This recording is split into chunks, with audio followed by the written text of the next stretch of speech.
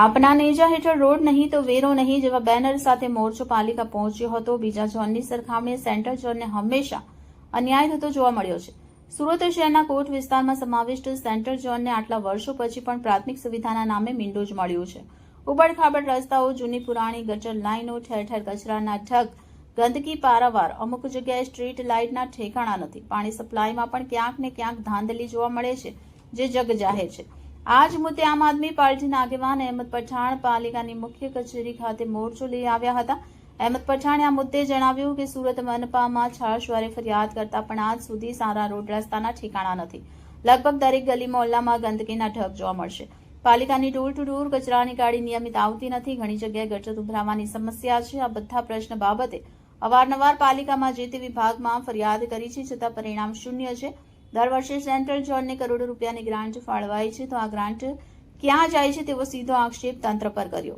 એક સમય ભાજપનો ગઢ ગણાતા સેન્ટ્રલ ઝોને ભાજપના કેટલાય કોર્પોરેટર ચૂંટીને મોકલ્યા છે। ધારાસભ્ય અને સાંસદ પણ ભાજપના છે, છતાં સેન્ટ્રલ ઝોનની હંમેશા અવગણના જ થતી જોવા મળે છે। જો આવનાર સમયમાં બધી સમસ્યાઓનો ઉકેલ ત્વરિત નહીં મળે તો સુવિધા નહીં તો વેરો નહીં જેવા આંદોલન કરવાની ફરજ પડશે। ભાજપના કોર્પોરેટર જ્યારથી ચૂંટાયા છે ત્યારથી ક્યાં ખોવાઈ ગયા છે એ ખબર નથી। એમના વિસ્તારની મૂળભૂત સુવિધા બાબતે તંત્રને સવાલ કરવાની પણ એમનામાં હિંમત નથી। અહેમદ પઠાણની આગેવાનીમાં આવેલ મોરચાએ ભાજપ અને મેયરનો હુરિયો બોલાવ્યો હતો અને રોડ નહીં તો વેરો નહીં, ગટર નહીં તો વેરો નહીં, પાણી નહીં તો વેરો નહીં જેવા વિવિધ બેનરો સાથે ઉગ્ર વિરોધ કર્યો। બાદમાં આગેવાનો મેયરને રજૂઆત કરવા પહોંચ્યા હતા।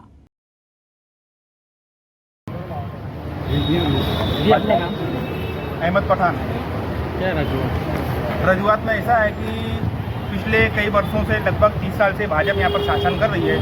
इसका एमएलए भी भाजपा का है, कॉर्पोरेटर सबके सब भाजपा के हैं और धारासभ्य भी सांसद भी जो है यहाँ पर भाजपा का ही है। फिर भी सेंट्रल जोन का विस्तार ऐसा है, यहाँ पर हर तरीके की समस्या है, हर तरीके से प्रॉब्लम है। अभी आप देखोगे यहाँ पर हर रोड के अंदर खड्डे हैं, ड्रेनेज लाइन में प्रॉब्लम है, पानी भर रहा है हर जगह पे। सेंट्रल जोन के तो सिर्फ 33 जगह पे लीकेज है, जो छोटी बड़ी लीकेज है वहाँ पे भी प्रॉब्लम है।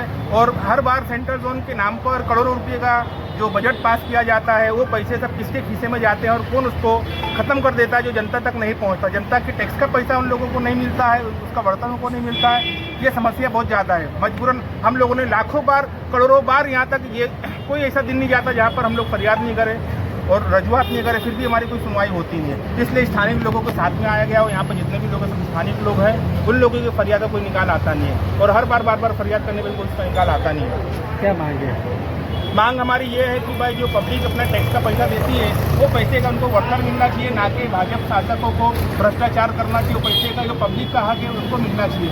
वो बड़े बड़े भ्रष्टाचार करते हैं वो करें, मगर क्योंकि उनके ब्लड के अंदर ही, उनके डीएनए के अंदर भ्रष्टाचार आ चुका है तो उससे बाहर नहीं आएंगे। फिर भी जो लोक सेवा का काम है, जो पब्लिक का लोक सेवा का काम है, जैसे रोड हो गया, रास्ता हो गया, गटर हो गया, जिनकी बुनियादी जरूरत है, पीने का साफ पानी होगा। आज भी सेंट्रल जोन के अंदर ऐसे बहुत ही विस्तार जहाँ पर पीने का साफ पानी नहीं आता है। जैसे कचरे की गाड़ियाँ अनामित है, बार फरियाद करने के बाद में किसी का कोई निकाल आता नहीं है, कोई भी धारा होने के हिसाब से काम होता नहीं है। और कांग्रेस के लोग को छोड़ दो तो उनका तो नामो निशान ही नहीं है। आम आदमी पार्टी इसके लिए बार लड़ रही है, भाजपा से रजूआत करती है, उनके शासकों से रजूआत करती है, कमिश्नर से रजूआत करती है, फिर भी कोई सुनवाई होती नहीं है।